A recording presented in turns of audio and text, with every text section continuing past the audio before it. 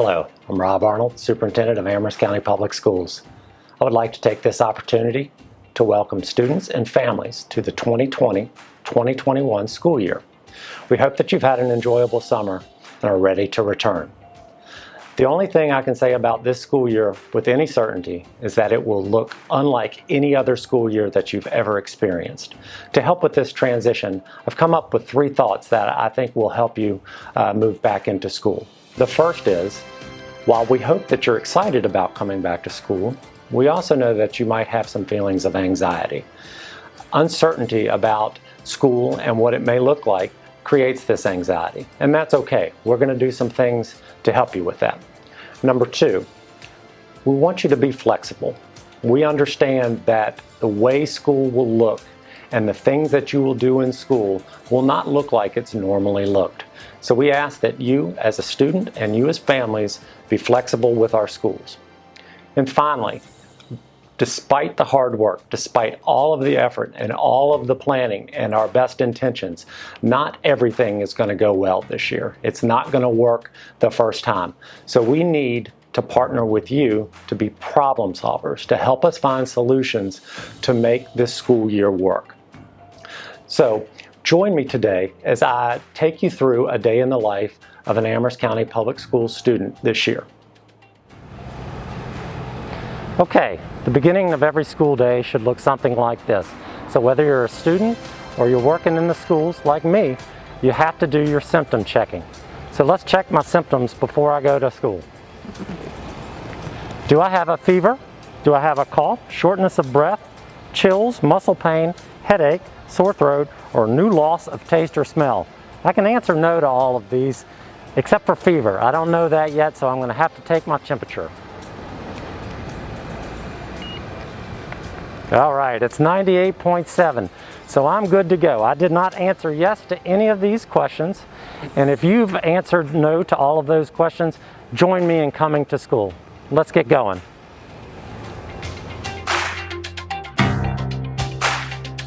As Dr. Arnold showed you about car riders, let's discuss bus riders. I'm Rhonda Campbell, Transportation Supervisor for Amherst County Public Schools. And as your children come to the bus stop, when your bus stops, we're going to ask the children that are getting on more than one at a time to make sure they're practicing social distancing. The first student will board the bus with their mask. As the driver has a mask on, each student will be required to have a mask. You can go ahead and board, honey.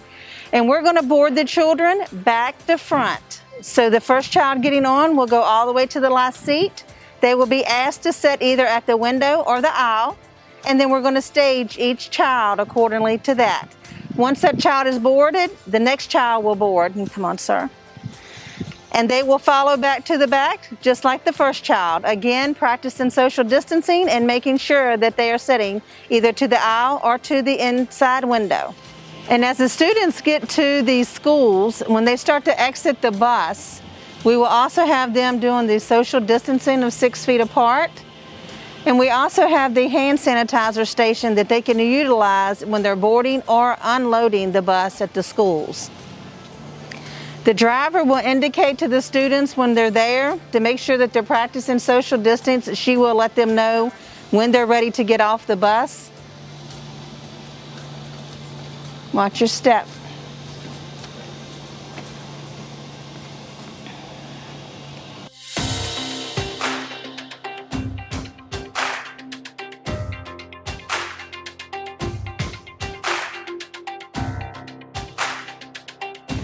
And once all of our students have unloaded our bus, then the driver has a sanitary station that she has here that she will walk the bus and she will be spraying each area that come in contact with each student, from the seats to any areas of hard surface. This is how we clean our buses.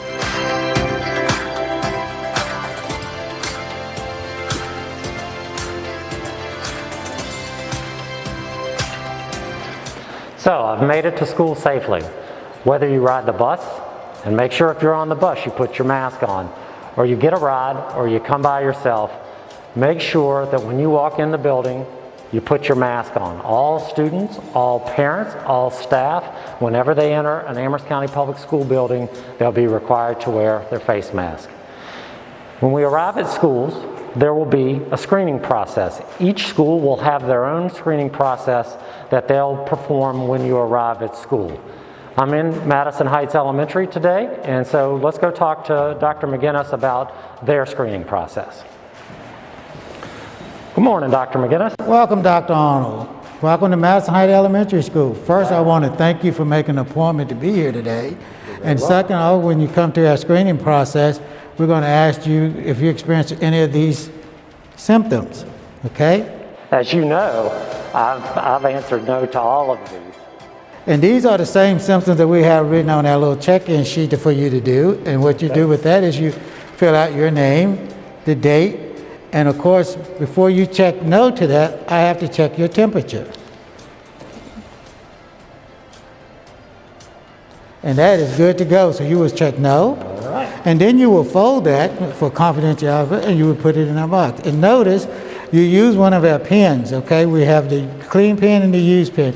So you would put that in the used pen thing.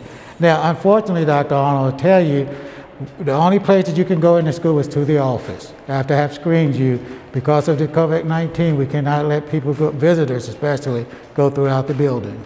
Understood. Now, as this is a day in the life of a student, Dr. McGinnis is going to give me a special exemption to walk through the building and show you what the halls and the classroom will look like from a student's perspective. Let's go. Okay, students, we're in the building now.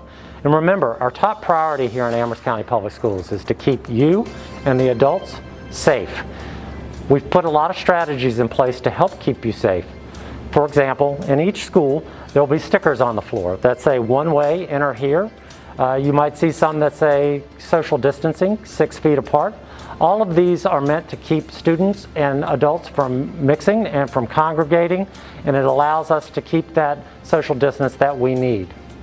Let's go down the hall and check out some more mitigation strategies. Remember, the main one, wear your mask while you're inside. That's the most important thing. Oh, here's Dr. Wells. He's working on a mitigation strategy of cleaning off the desk after a class. Let's go join him. All right, hello, I'm Dr. William Wells, Assistant Superintendent for Amherst County Schools, and today we're going to be talking about our desk cleaning procedures. So when students transition from class to class, how we wipe the desk down between groups. So for this example in here today, the students have just left. So as the students leave, the teacher will come over to our wipes that we've provided. They'll pull out the wipes, and then they can proceed to wipe down any surface where students have sat. So for example, students sat at this desk, they wipe down the desk, they wipe down the tray inside where students may have touched, they can wipe down the back of the seat and the seat, and then they move on to the next desk. And going to do the same thing. So you can see it doesn't take very long to wipe these surfaces down. And as long as the rag has solution, it's clean. The solution is what kills the virus. As long as we have a good solution in the rag, we're fine. This one's starting to dry out. So if that's the case, I'd grab another and then continue with my surfaces, my chairs, any areas that may have been touched. So in this case, they sat at these 4 desks, the small classroom. So hit these 4 desks, chairs,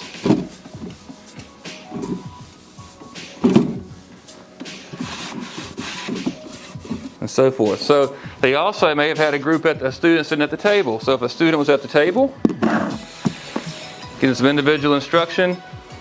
Remember, maintaining 6 feet of social distance. So I couldn't have 3 students sitting here, but I could have had 1 sitting here. I would clean off the area where that student may have sat and had touched as well. Now as the students leave, we also need to make sure any other surface they may have touched is wiped down. So for this instance, they may have touched the door handle. So I would wipe off the door handles. I would wipe off the pencil sharpeners if they use a pencil sharpener. And any other surface they may have touched.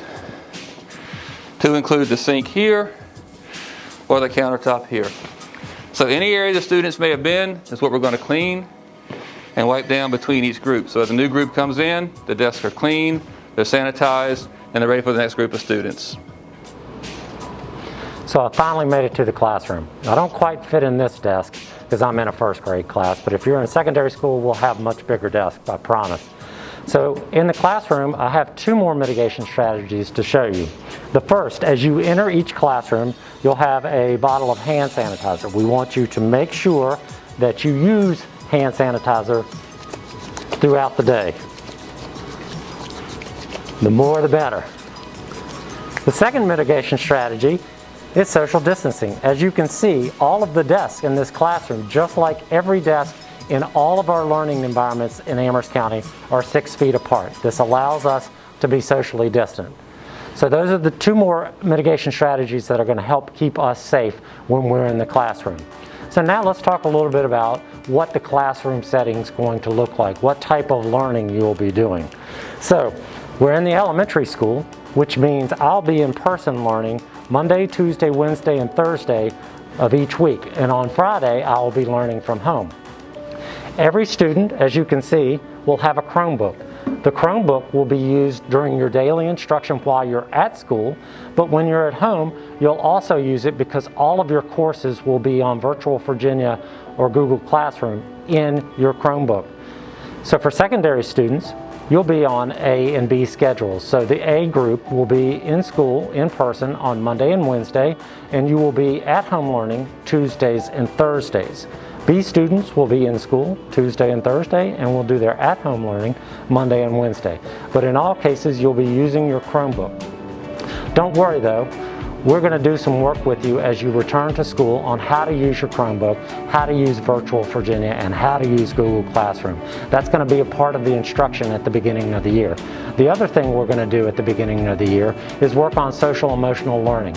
We understand, as I talked about earlier, that coming back to school under these conditions might be a little nervous and you might have a lot of stress. And so one of the things we want to do is to give you some tools to help you deal with those through our social emotional learning. Now it's almost lunchtime. Let's see what they got to eat today. So we finally made it to the cafeteria after a morning of learning. As always, breakfast and lunch will be served every day. Your at-home learning days, you'll also have lunches provided for you if you pick them up the day before. Once you get your lunches and breakfasts, you'll head to a designated space where you'll eat in a socially distant environment. So let's get our lunch and head back to our lunch space.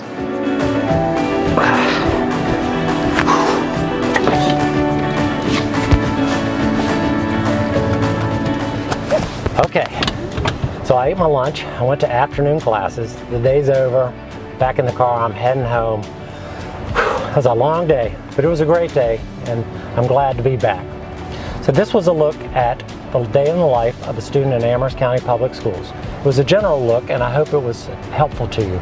But if you want more specific information about your school and your teacher, they'll be posting online videos that talk about their school. Now, as I'm heading home, this is a good time to talk to parents. Parents, as this year will be very different from many years that they've ever experienced, it is important to start setting routines for your students. So when you get them home in the afternoon, make sure you have a routine that will allow them to do their homework.